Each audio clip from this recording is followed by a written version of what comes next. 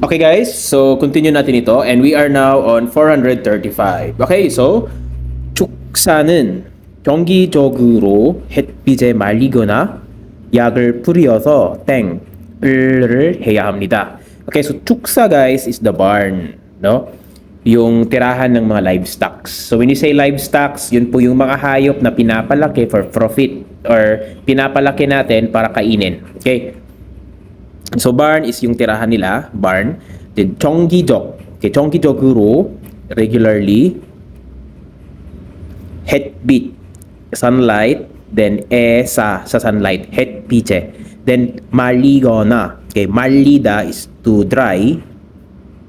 So meaning i-dry sa sunlight regularly yung barn. Gona or then 약을 뿌리다. Medicine tong yak guys, no, yak. And then purida is to spray. To spray medicine. Medisina, mag-spray ng medisina. Then 해야 합니다. 해야 합니다, you have to do. So you have to do blank. Spray mo yung medicine or i-dry mo sa sunlight regularly yung barn. Okay. Kireya, only then 가축들. Okay, 가축들 is yung livestock mismo guys, yung mga hayop, no? Then 병에 걸리지 않고, 병에 걸리다. 병. This is 걸리다 guys is mahawaan sa or magkasakit, no? 병에 걸리다, it just means magkasakit. Then 지안. Grammatical structure meaning po niya hindi, no? Hindi magkasakit. 병이 걸리지 않고, ko here means and. Hindi magkasakit yung mga hayop, yung mga livestock, and 건강하게, healthily, in a healthy way, 자랄 수 있습니다. 자라다, to grow, then 을 수 있습니다, can grow. Healthy, no? 건강하게 자랄 수 있습니다. So, 그래야 가족들이 병에 걸리지 않고 건강하게 자랄 수 있습니다. So, only then, lalaki ng healthy and hindi magkasakit yung mga livestock or mga hayop. Okay, so kailangan mong mag-blank. I-spray mo yung medicine or i-dry mo sa sunlight regularly yung barn. So ano yung ginagawa guys? When you spray medicine, 약을 뿌릴 때, okay? 관계 있는 단어가 무엇일까요? So ano kaya yung may ano guys, no, may related or may yung word na related sa kanya? Yes, 1번 소독. Okay, 소독을 하다, it means yes, to disinfect. So ito yung tamang sagot natin guys, no? 정답은 바로 1번입니다. Okay. 치료. Okay, 치료는 treatment. 영어로 하면. So if you say it in English, it means treatment. So 아닙니다. 수술. Okay, 수술 means to surgery, no? 아닙니다. 주사, injection. Okay, so 주사를 맞다, to get injected. Okay, 아닙니다. 그래서 정답 1번입니다. Number 1. Okay, next. 436번 문제. 전기기구를, okay, 전기기구, electric, 기구. Tools, no? 전기기구를 means ano to guys? Electric tools or tools na ginagamitan po ng electricity para mag-function.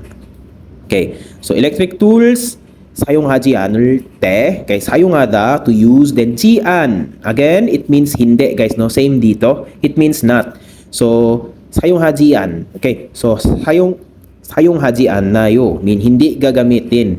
Okay, then erte, it means when, or sa Tagalog guys, sa tuwing, no? Sa tuwing hindi ginagamit yung mga electric tools, plug, yung plug, blank, 넣는 것이 좋습니다. 좋습니다, 좋아요 means good. 넣는 것 means ang pag sa Tagalog guys, no? It is good daw, mabuti daw ang pag-blank ng plug. Sa tuwing hindi ginagamit yung mga electric tools. Okay, ano kaya yun guys, no? So, when you don't use the electric tools, so ano yung ginagawa mo sa plug? Yes, binubunot mo siya. So, therefore, ano yung tubunot or tinatanggal in Korean? Yes, 1번. Yung tamang sagot natin guys, pe, no? Pe means to remove. Peda, from the verb peda. So, pe. So, when Koreans say pe, no, sa work, madalas yung ginagamit, guys. It means tanggalin mo. Pe, no? Pe.